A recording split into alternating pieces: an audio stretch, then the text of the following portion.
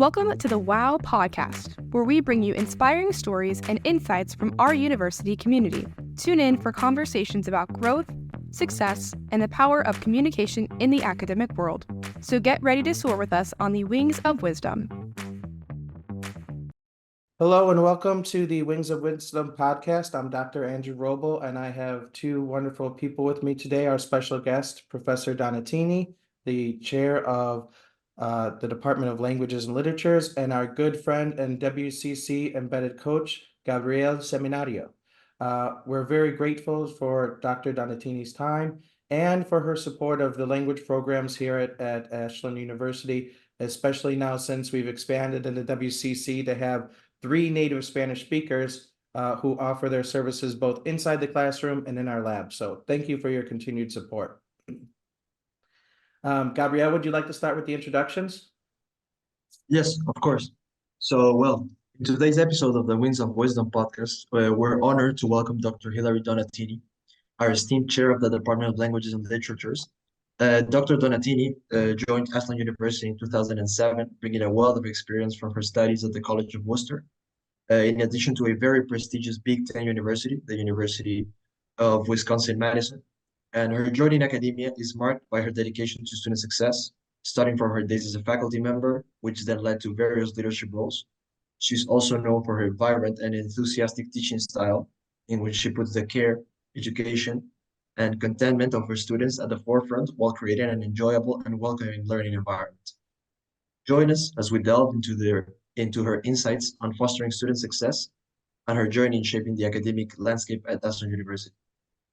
Thank you very much, Gabrielle.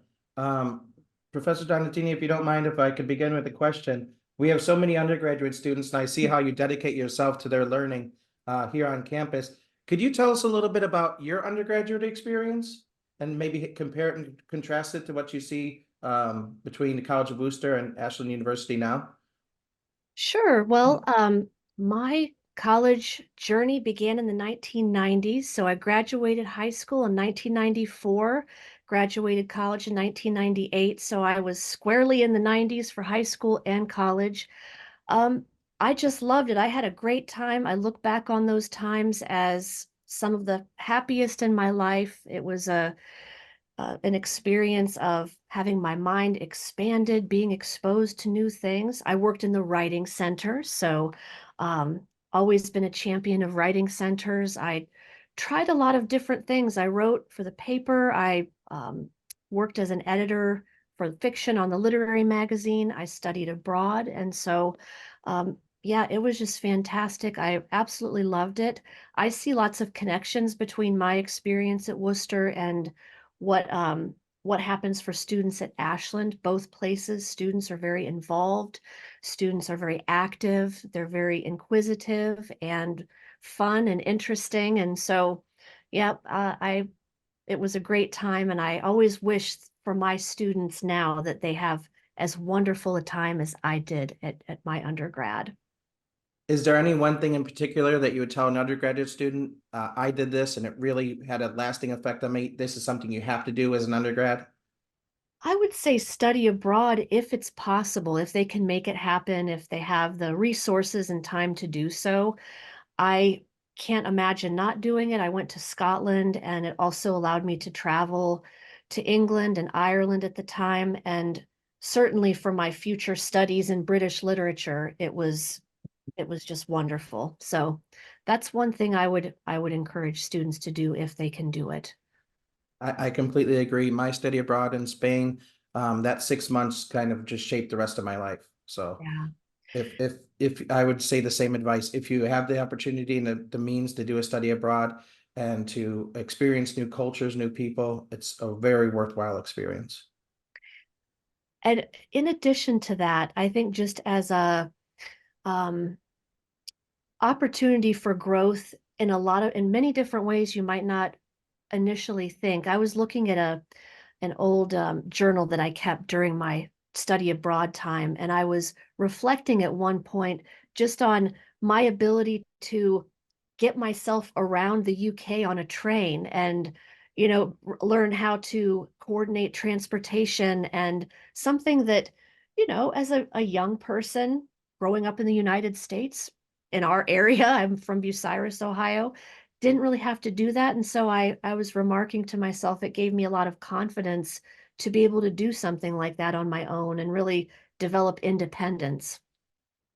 And do you think that even if students can't do the study abroad, did you feel like your journaling strengthened your writing overall? Oh, yes. Yeah, because I wanted to record the experience, but it also gave me an opportunity, which I think is just one of the great things about writing, is to use it as a tool for thinking and for reflecting. Wonderful. Thank you so much. That sounds amazing. And I was going to ask you, so could you walk us through your journey from a faculty member to becoming the chair, and how those experiences have shaped your leadership style? Yeah, so this is my 11th year as chair of the department that was originally the English department, and it merged with foreign languages and became languages and literatures. But shortly after I earned tenure and promotion, I was elected chair of this department. And so it was a very abrupt transition. Ultimately, I am a faculty member. I'm still a faculty member, even though I have an administrative role. So, um, yeah, in terms of my leadership style, I just generally think of my approach as very collaborative. Because I am a faculty member, I still have the interests of faculty members in mind and that perspective. And I have no interest in just making decisions alone and determining the course of the department. I want to hear other people's perspectives. I'm often much of the time persuaded. Sometimes my opinion changes based on feedback from other people, and so I always take people's points of view very seriously in terms of what my leadership style is and what my values are. So you would Yeah, say and I was even going to as a ask you, leader, it's critical that you still remain flexible and open to new ideas. Absolutely, because I am not too proud to say that my idea might not always be the best one. I'm very pragmatic, so I'm always looking for the best solution. What's the best solution? Have I found it? If I have, great. Many times other people have better ones, or they would maybe offer a different dimension, a different perspective that I hadn't even considered. And so that I really enjoy that actually, because my goal is just to have the best solution. And so, yeah. Well, as you're one of my three bosses, I can attest to how supportive you are. Thank you. Do you have something that you really, what's the best part about being chair, and what's the kind of the most challenging part about being chair? I really love the problem solving element, and especially when I can help other people solve problems that are especially causing them stress or frustration. When a student comes in trying to work through the schedule or trying to figure out how to get to graduation, and I can offer them a concrete solution to something, that's very satisfying because then their stress has lifted. Um, Same with any time I can do that for a colleague to make the roads smoother for them in any way. And also just to make the experience of the department have some sort of influence on people's overall positive experience with our department. If they can interact with me in a way that reflects well on the department, if I'm give them a welcoming feeling on behalf of this whole community, that's a very satisfying thing. And any challenges, or just the job's just a joy 24/7? Okay, well, the challenges are that at any given moment, I'm dealing with, it seems, maybe 20 to 30 different issues or projects or possibly problems. So I have to really stay focused. And I enjoy that. I enjoy thinking about a lot of different things at once, but sometimes it is a little bit overwhelming. And then also, I would say that a major challenge is when I know that there's a good solution for something, but I'm constrained by circumstances beyond my control or resources, that I have this fantastic idea, or a colleague or a student has a fantastic idea, but we're constrained by resources. So that's probably the most challenging part. Chairs also are sometimes, I'm sometimes a collection point for complaints. And so people sometimes bring negative energy my way and or issues or problems or frustrations, and that can be challenging, but it can also be some of the most rewarding aspects of this position.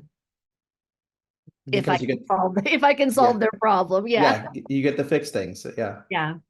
Wonderful, wonderful. Thank you for that answer. So just coming back to the question before, how do you engage with faculty members to ensure that the collective goal of student success is met? So thinking about my faculty members in this department, both full-time and part-time, I'm very fortunate because I have such a great group, among whom I would count Dr. Roble, as he's teaching for us now. And I have a great deal of trust in them. And so I think that I already know that my faculty are invested in student success, and we communicate, we support each other, we talk about the best ways to teach the courses that we teach, and have different workshops on teaching methods and things like that. So I would just go back to the fact that I have such a great crew, that they always have the student front and center in their minds. Wonderful. And is there anything that you kind of have in the pipeline, any new initiatives or programs that you're wanting to employ to enhance the academic experience of our students? Well, it's not necessarily in the pipeline. I hope it happens again. One of the most exciting things that's happened recently is that Dr. Chuck Carlise, and Dr. Kelly Sundberg took a group of students to AWP, the Association of Writers and Writing Programs, annual conference, which is a huge conference, and it's all about creative writing. And that was part of the Early Promise Award. So that's really a larger university initiative, but we were able to take a fairly large group of students to experience the world of creative writing and to also help with the poetry press that is connected with our department, that was founded in our department, that we're all very proud of. Ashland Poetry Press, the students were helping Dr. Carlise, who is the director of the press, um, with his book exhibit, and they also got to see Dr. Sundberg present on a panel. And so, yeah, that was a really fantastic experience for all of them. Do you remember any specific feedback the students got about gave about what they got received from the experience? Yeah, that more than one person said it was life-changing. They got to see some of their favorite authors, meet some of their favorite authors, get signed copies of books, buy lots of books, get exposed to the literary world. And yeah, we've received some really excellent feedback from the students on that. And so we hope we can keep taking people and letting them know how the world of creative writing is a living and extremely exciting and vibrant world. Hmm. So maybe you would make the argument that sometimes we have to turn the TV off and maybe pick up a book a little bit more often. Yes, absolutely. Although I do, I do watch TV, so I'm not saying that we should get rid of it, but yes, actually reading books, we love that over here. Just in the same line, what are your plans, for the future of language learning here in Ashland University?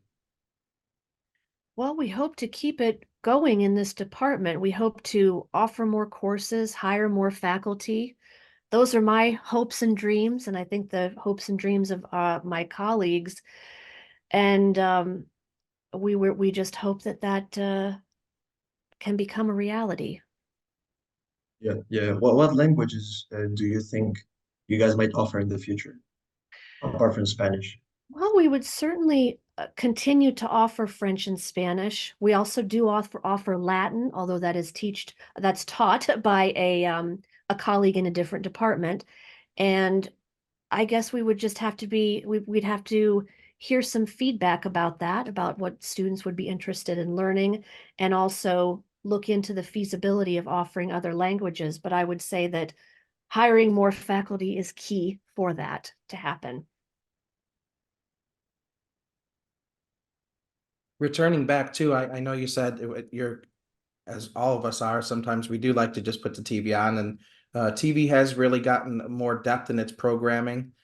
So that is nice. So the enhancements from technology have certainly been helping with that. How do you think technology is affecting the way that we do our jobs as professors? Is it helping? Is it aiding us more? Is it creating more potholes, or is it a combination of both?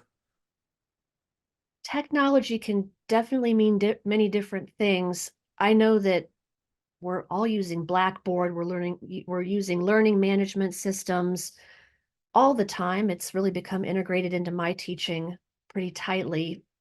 Of course, AI, generative AI, ChatGPT, the tools that Grammarly and other services can offer in terms of enhancing writing, changing it.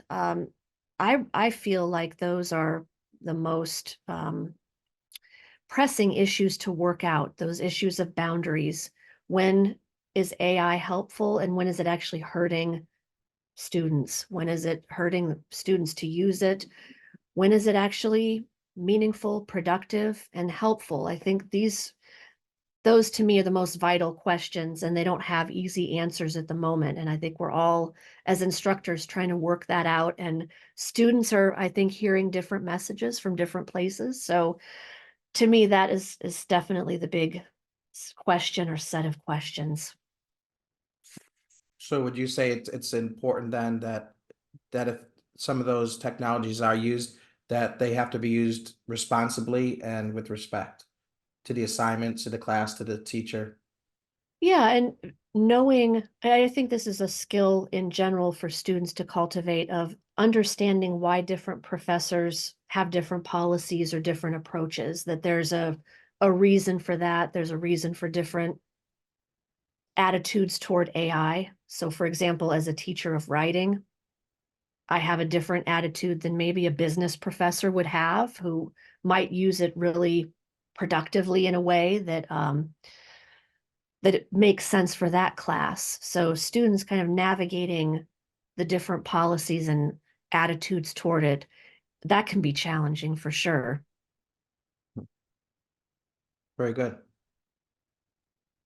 So, as an academic leader, how do you see the importance of promoting communication skills among students?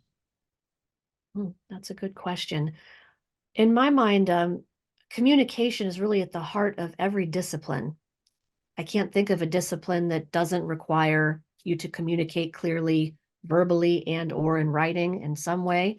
It's really at the heart of existing too. I mean, just thinking about how important particularly verbal communication is. Sometimes I feel that specifically writing-based communication is a little harder sell. I think many people can say, "Oh, I understand why I need to learn oral communication skills and interpersonal communication skills." But I always really try to sell the idea of writing as a thinking tool. It's also something that students may not even know how much it will help them in their lives. People could say, "Oh, I'm going into so and so career. I don't think I'm really going to have to do much writing." But then maybe they'll get a promotion into a different type of role where all of a sudden they're writing lots of memos, reports, newsletters, different kinds of written communication where you need to know how to reach an audience, connect with an audience, use the proper tone, word choice, and so on. So yeah, I mean, I could definitely go on and on, but it to me it's just at the heart of just about everything you can imagine in life and in your studies. Would you mind Thank expanding you. on that idea, writing as a thinking tool a little bit? Yes, and this is why I think that it's so dangerous to rely on AI to create text for you, because there are so many times that, well, me personally, in my own scholarship, I'm actually writing to figure out what I think about something. Or uh, going back to the journaling idea, I might be trying to work through a problem or work through some sort of issue on in my life. And um, writing about it can help me understand what to do about it or what my attitude would be about it. And yeah, to come back to um, teaching and learning and that sort of thing, I really try to stress with students that you can discover writing is really a process of discovery of your mind. And um, yeah, it's been so helpful for me personally and professionally in that way. So you would say if somebody just generated an idea instead of writing it out and thinking about it, reflecting on it, they're kind of taking away from their self and their own possibility for growth. Depending on the situation, yeah. I mean, it also, when you're dealing, as we do in college, with really complicated ideas, I think that you do need to get it down on paper sometimes, especially if it's a multifaceted, multi-layered kind of problem or issue. It's an organizational tool as well. It's helping you um, think through ideas and clarify ideas, but also organize your ideas. And when you personally start, do you go right into the writing or do you try to do like a brainstorming? Do you try to do outlines? So when I'm starting a scholarly project or something like that, I always start with the text and I tend to write notes. I tend to pull out quotations and then I write notes about them. So yeah, I'm a huge brainstormer, both conversationally but also on the page. It's actually very difficult for me to just dive in to a piece. I do a lot of pre-writing. I do a lot of note-taking, brainstorming, free writing. And then for me, I do tons and tons of drafts, like a ridiculous number of drafts, like in the double digits. And that can sound like a very unpleasant thing to some people, but for me, I'm kind of chipping away at it and revealing. It's kind of that process for me. It starts out very, very rough, and then I'm polishing, shaping, and yeah, I'm very much into process. Yes, I completely agree. And I think that that note taking is especially important. And what I tell my students is that when you take good notes, when you whether in the text or outside of the text in a notebook on your computer, it saves you so much time because you don't have to keep going back and saying like, oh, I know they said it somewhere here, but now I can't find it. And you just lose time. But if you're a good note taker from the get-go, your project is going to go a lot more smoothly. Mm-hmm. And the flow of your ideas won't be stifled and kind of just stopped at every point. Right. Yeah, I absolutely agree. Um, so you've published on both literature and film, and it seems like you have a particular interest in a very famous uh person called Terry Gilliam, who's been in just a lot of different types of films. Yes. Can you say why he stands out for you? Well, I mean, he's a very important figure in my youth because I watched a lot of Monty Python growing up and always loved his animation. So, of course, he did a little acting in the troupe, but he's primarily known for those animations, really funny cutout animations between the sketches, but then um, evolved into a director. And so I just love him. I love him visually because he has that cartoonist's mind and his just has always a very offbeat visual sensibility and approach to filming. But also, as somebody who is so invested in the imagination as a literature professor, I always appreciate the way that his films, in various ways, have been working through uh, the power and problem of imagination, especially in the face of totalitarian regimes, oppressive realities, grim realities. Um, other sorts of unpleasant situations, and he's working on that question. And sometimes, well, with his most recent film, going back into literary history and Don Quixote, Spanish. I know you appreciate the Spanish connection there. The figure of Don Quixote as somebody who is both delusional but also accessing truth in some way. A very, very complicated figure in literary history. Gilliam himself has that element of Quixote and is both, I think, just a fascinating director, but also his persona, his what comes out in his own interviews and things like that, and his discussions of his process, I think also speaks to the role of imagination in filmmaking. Do you I could have go a on about him. I love him. Do you have a favorite film that you would recommend for somebody who hasn't heard of him that he acted in, and then maybe one that he also directed, just to get somebody to have a little taste of how he is? Well, he hasn't had any major acting roles, so I would say watch Monty Python if you want to see him Mhm. being on the screen a lot. He does little cameos here and there. I would say that if you don't know anything about him, I would suggest, it depends on what you want out of it. Brazil is the place to start if you want to know about his most critically acclaimed film. And if you're approaching it, if you're also interested in ideas of critiques of bureaucracy and totalitarianism, or at least something like totalitarianism. He's said that it's not necessarily strictly about that, but if you want something entertaining, you might go to Time Bandits. That's one of his earlier films. I think that may be a little bit more accessible, but it's also thought-provoking. But yeah, the Don Quixote film is fun. It has Adam Driver in it, Mhm. so that's one of the recognizable faces in that film. Um, Did he also do Fear and Loathing in Las Vegas? yes, he did. Yeah. So yeah, it really depends. The entry point in my mind depends on what you might be interested in. If you're a Hunter S. Thompson person, then yes, I would point you toward Fear and Loathing. Or if you're interested in that kind of surrealism, that gets very surreal because it's all about drugs and it's kind of trying to mimic that experience.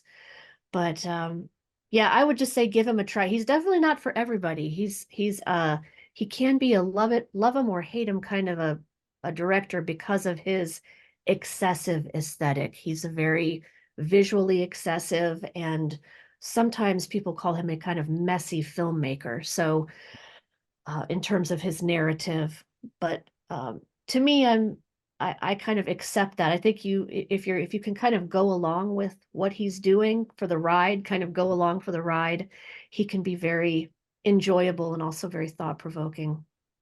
So I think that it's safe to say that you still think that cinema has a big part in academic learning and expressing ideas and kind of taking new stuff in. Yeah, I do, and I'm very fortunate to have especially one particular expert on the faculty, Dr. Maura Grady, who's really a world expert on the Shawshank Redemption, and so that's really wonderful. But yeah, I've always loved film. I don't have a degree in it, but somehow stumbled into writing about it and getting published in academic venues, and I feel like I'm an 18th century scholar by my training, but studying film allows me to stay to connect with current cultural art forms. And I also love the way that film can engage us both on the level of text, as there is a script. It has elements of the theater because there's performance. We also have elements that allow writers and directors and everybody involved in the production to do things that can't be done in the theater, to kind of break out of different constraints of the theater. So yeah, I think that we should actually, it should be studied more and sooner, and it can be a very enriching, I think, intellectual experience to really study a film. Yes, be entertained by it, but at the same time, approach films that ask big questions and ask hard questions that make you, that might not give you an easy answer at the end, but that help you think through really significant aspects of existence. Yeah, thank you for all the insights in that answer. Well, now, like in a more personal note, uh, you went to the University of Madison, which is a much bigger school than Ashland. So, what kind of the differences you see in the experience you had? Yeah, so my experience at Wisconsin, it was sort of a different animal because I was a grad student there, and so it was a smaller, um, a more intimate kind of experience than an undergraduate would have. But I definitely had an experience teaching undergraduates, and it's bigger proportions of everything, more programs, activities, people, classes are bigger for the most part. I TA'd for courses, some of which had 100, 200 more people in them. Of course, that was broken down into discussion sections, and as a teaching assistant, I taught those. But that's yeah, I would say with at a bigger place like that, you have generally less access to professors than you do at a place like Ashland, larger class sizes.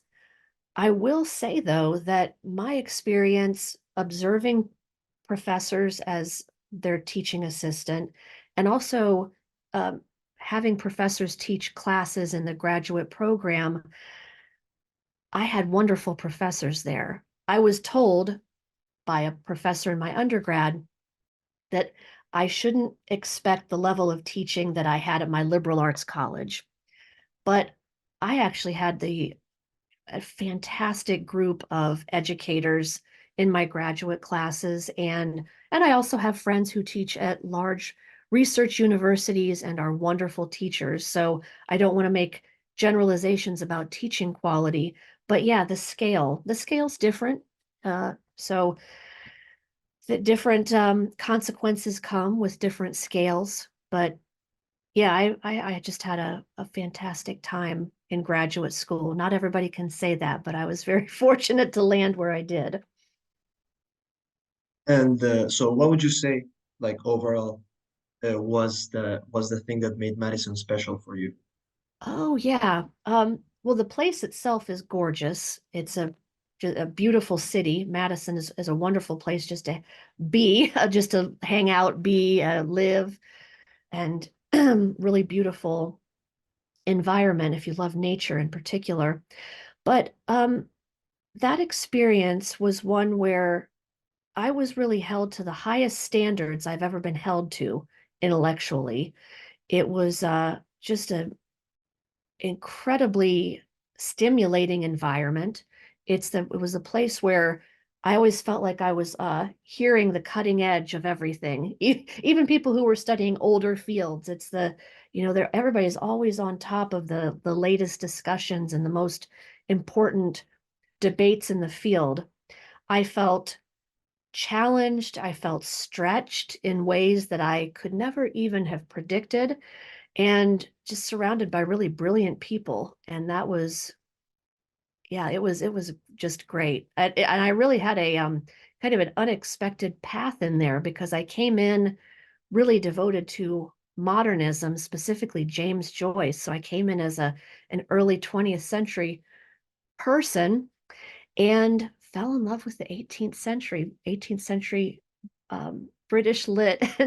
And that was partially because of a particular professor I had for a literary theory class who also happened to be a really significant 18th century scholar. And the rest is history.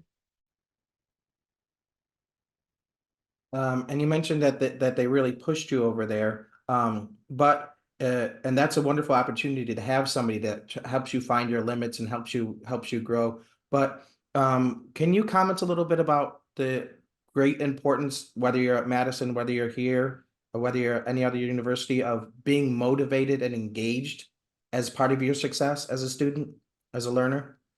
Oh yeah. And by that you mean um just kind of keeping your work in mind, meeting deadlines, going to class. Yeah. I mean, all of that is, yeah, that's what I think of as being motivated and engaged. But actually, as I think about the process of writing a dissertation and the amount of, I would say, independent work that you need to do in grad school, nobody's really looking over your shoulder. You're either doing it or you're not.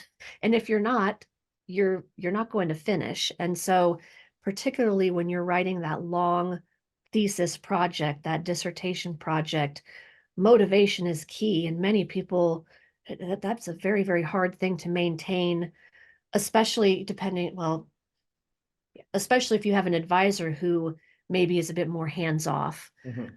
The person who's directing your dissertation, that can um, lead to a lot of different outcomes. So yeah, I think that framing that as the idea of self motivation, that idea of being a self starter, whether you're pursuing a PhD or um, just going through your life as a college student, being able to be an independent worker and, um, as they say, self-starter, not having to have somebody tell you what to do all the time, that can be a really difficult skill set Mhm. to develop, but it's one that I think pays off in many, many different ways. And it's kind of something we keep developing throughout our whole lives. So Yes, this is, absolutely. yeah, in your undergraduate years, I think it's just so critical that you, I mean, hopefully you got started in high school with this, but Mm, really develop it in the college years. hmm. Yes, definitely. Okay. And well, just to finish, what piece of advice would you give to students to make the most out of their time here at Ashland University? Like to me, to any other undergraduate student? Yeah, thank you for that question. Um, Oh, I have lots of advice. I would say that if I could boil it down, is something that people don't always want to hear, which is take risks. Or maybe they want to hear it. People want to hear that. They're open to it. But actually doing it is very, very hard. So thinking about doing something that maybe somebody suggests to you, maybe a professor suggests an opportunity, take it, even if it feels maybe uncomfortable at first, maybe if you have to get out of your comfort zone. Not every instance of getting outside of your comfort zone is good. I would absolutely acknowledge that. But many times, and I can think of instances where I didn't get out of my comfort zone and I kind of regret it, specifically maybe with foreign language study. I wish I would have truly become fluent in another language, and maybe a little bit of worrying that I wasn't going to get as high a grade in that or maybe another subject kept me from pursuing things to the degree that I probably should have. So, yeah, I think along those lines, taking risks in general, but also not being so tied up in grades and your GPA, because it's a double-edged sword where a high GPA can open doors of different types. But I I think sometimes, or maybe even oftentimes, an employer or a graduate school or somebody down the road would want to know that you pursued the most challenging opportunity as opposed to doing something that was going to result in an easier grade, and knowing that you gave it your all. And maybe that could be talked about in a letter of recommendation or something like that from a professor from whom you took a difficult class. So yeah, I think taking risks, taking reasonable, calculated risks, but at the same time trying something that where you might stumble or you might have some a rough patch until you realize I can do this. So you would say that would help the students gain confidence and kind of be more well-rounded in the end if they do take those chances? Yeah, I think, coming back to that idea of building confidence, I think back to my study abroad experiences where, as somebody who grew up in a small town, went to a small high school, never really traveled a whole lot growing up.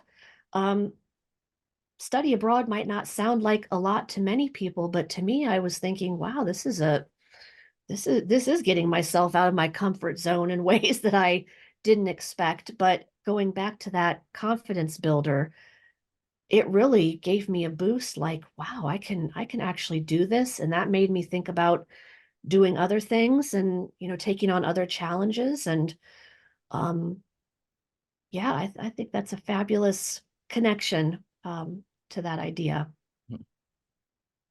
Wonderful, wonderful. Well, we just wanted to say thank you so much for sharing your very limited time with us. We know how busy you are and how much you do. We're so grateful for your service with not only the department, but the university and all your gifts that you share with all of us. So thank you, thank you, thank you very much. And we look forward to seeing you all over campus.